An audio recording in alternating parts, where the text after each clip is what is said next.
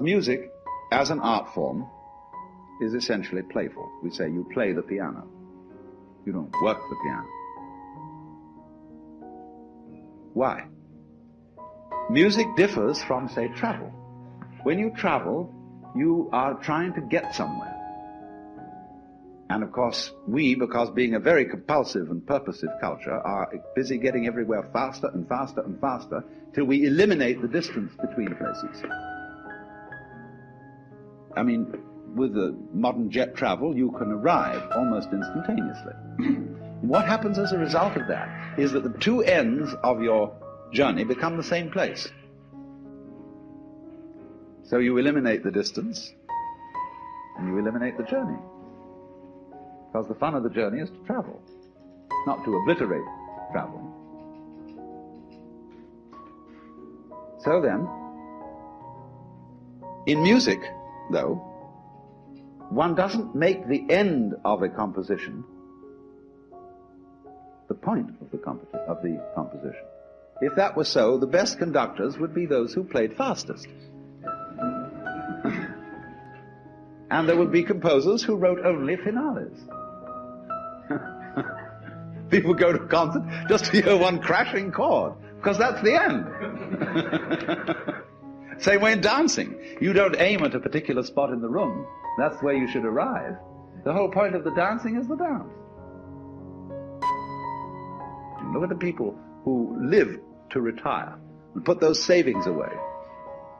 And then when they're 65, they don't have any energy left, they're more or less impotent, and they go and rot in an old people's senior citizens community.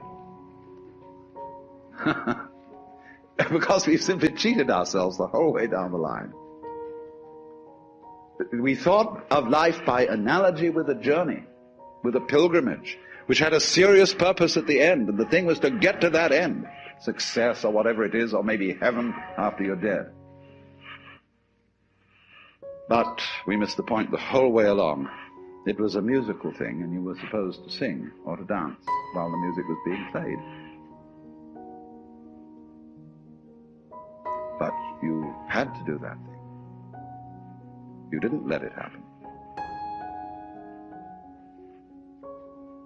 And so, in this way, the human being sometimes becomes an organism for self-frustration.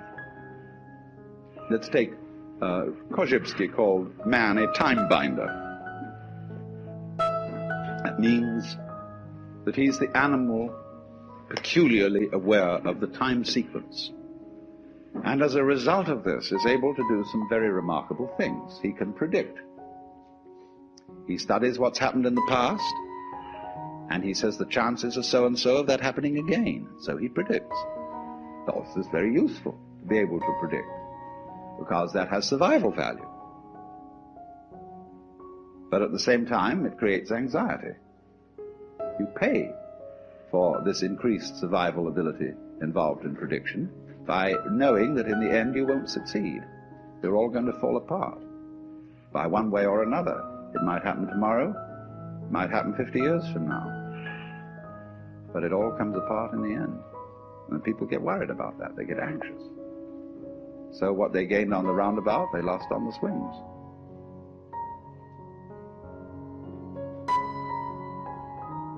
So then,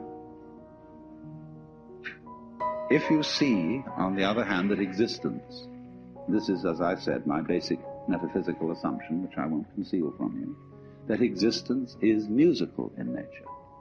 That is to say that it is not serious. It is the play of all kinds of patterns.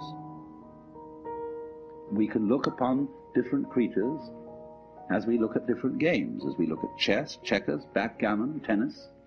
There's the tree game, the beetle game, the grass game. Or you can look at them as you look at different styles of music, mazurkas, waltzes, sonata, etc., etc., all down the line. There are all these different things doing their stuff. And we're doing that. Now, existence, you see, is something that is spontaneous. The Chinese word for nature, zhiran,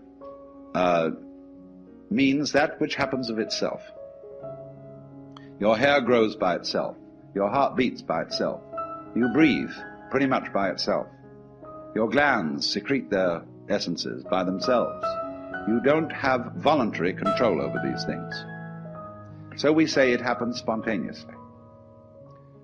So when you go to sleep and you try to go to sleep, you interfere with the spontaneous process of going to sleep. Try to breathe, real hard, and you find you get balled up in your breathing. So, if you're going to be human, you just have to trust yourself to have bowel movements and go to sleep and digest your food. Of course, if something goes seriously wrong and you need a surgeon, that's another matter.